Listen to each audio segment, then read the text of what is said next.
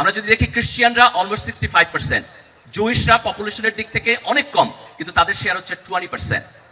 এই যে স্ট্যাটিস্টিক্স, আমরা সায়েন্স এবং টেকনোলজিতে পুয়ার, এটা আমাদের ওন আন্ডারস্ট্যান্ডিং এর সাথে কন্ট্রাডিক্ট করে, আমাদের ওন হিস্ট্রির সাথে কন্ট্রাডিক্ট করে। আমাদের এটা বদলাইতে হবে। কিভাবে আমরা বদলাবো?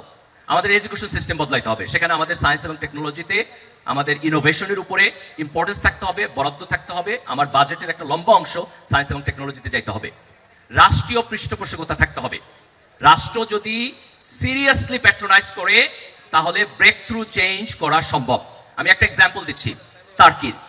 2000 সালে টার্কির যে মিলিটারি ইন্ডাস্ট্রি, তার 80% তারা ইম্পোর্ট করতো, অনলি 20% তারা নিজেরা ডেভেলপ করতো। অনলি জাস্ট 22 ইয়ার্স তারা 80% নিজেরা তৈরি করছে, অনলি 20% এখন ইম্পোর্ট করে। এই যে তাদের আপসাইড ডাউন, এটা হচ্ছে রাষ্ট্রের পৃষ্ঠপোষকতার মধ্য দিয়ে। আজকে আমরা যদি চাই যে আমাদের এই যে ইয়াং সায়েন্টিস্টরা এরা বড় হয়ে নোটেবল সায়েন্টিস্টে পরিণত হবে, তাহলে রাষ্ট্রকে উদ্যোগ নিতে হবে যে আমরা তাদেরকে এই স্বপ্নটা দেখাবো, যে তারা ইনোভেশনের মধ্য দিয়ে দুনিয়াকে পাল্টায় দিতে পারে। এই স্বপ্নটা আমাদেরকে সবাই মিলে দেখাইতে হবে, যাতে করে ব্রিলিয়ান্ট সায়েন্টিফিক মাইন্ড তৈরি হয়।